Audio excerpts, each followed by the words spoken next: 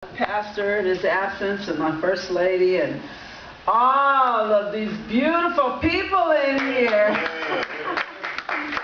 I was going to talk about something else, but you know, when I was a little girl, really little girl, somebody always took me to church. I went to the Baptist church and I went to the Catholic church because my father was Catholic and my mother was Baptist, and children did not go to church when I was growing up. There was no such thing as a child at home on a Sunday morning. Even if your parents didn't go to church, somebody in your neighborhood came to your house and knocked on the door, told your mama on Saturday, have your kids ready for church tomorrow morning. I'll be by here to get them. So, and I really treasure that today. I try to make myself participate in life in a way that even if I don't go bring somebody's kids to church, I live a life that would, if they're watching me, they're not going to see anything that's going to take them down a road of destruction. And I'm like that because of all those people who used to come and get me, take me to church even before I was big enough to go. But even as a little girl, when I heard people sing near the cross, I used to cry.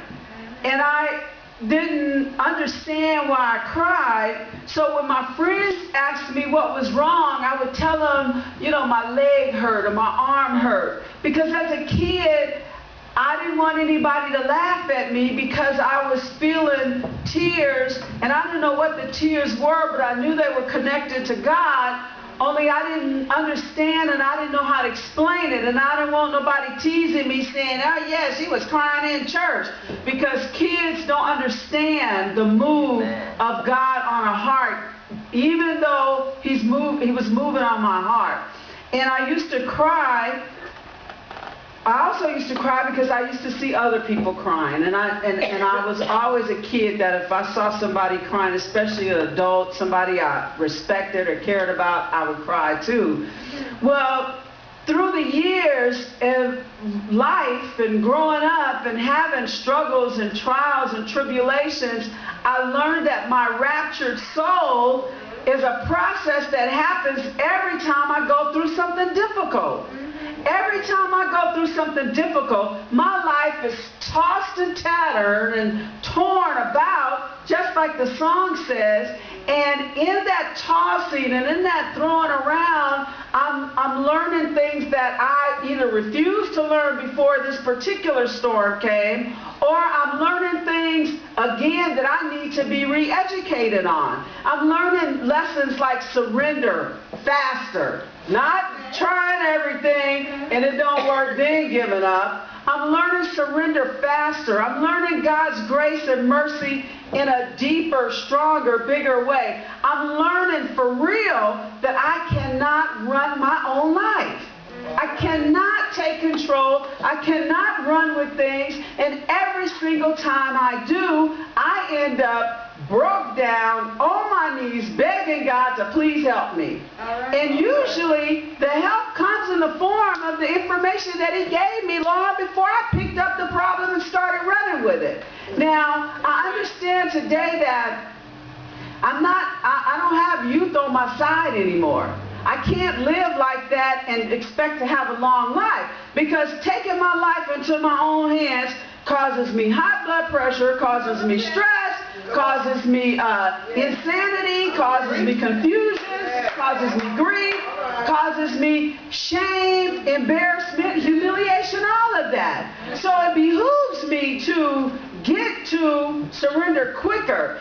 The reason I call surrender the grandma of all life experiences, because you know how when grandma came in the room, the biggest cut up in the world straightened up. Because they would say, Big Mama coming, Grandma coming, Medea coming, and whoever was cutting up did not want to be caught in the wrath of Big Mama or Medea, Grandma, whoever was coming, to make sure that us children were safe and doing what we needed to do. Well, the rapture that I hear today and the rapture that I experience whenever I hear Jesus keep me near the cross is my continued experience in life that I need so that when I'm going through a rough time and I hit that road where I can't do anything but surrender, that rapture is what I feel.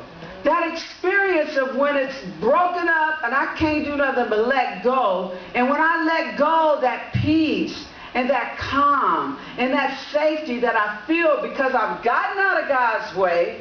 I went someplace and sat down and shut my mouth, and I keep my arms down so I don't use them to get myself in any trouble.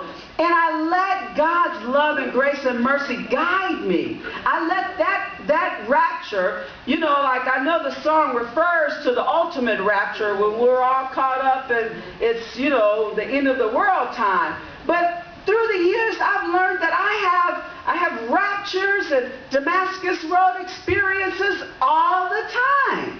I'm always learning about how much God has to offer, how much He can do with my life, and what it takes for me to put myself in a position for Him to do it.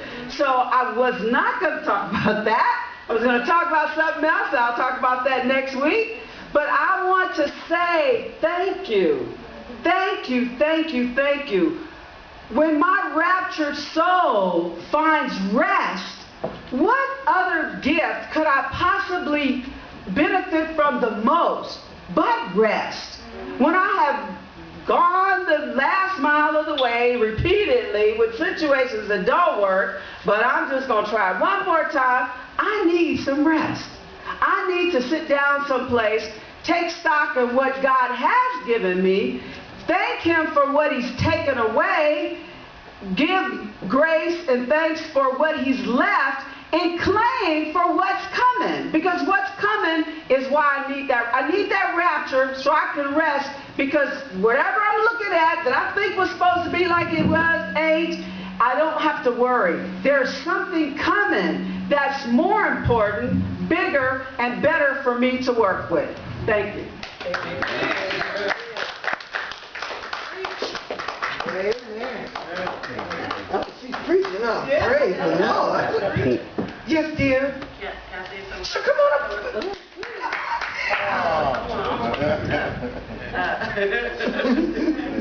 That's all right with the church. Sister Thomas, you know, she said something and I wasn't going to say anything.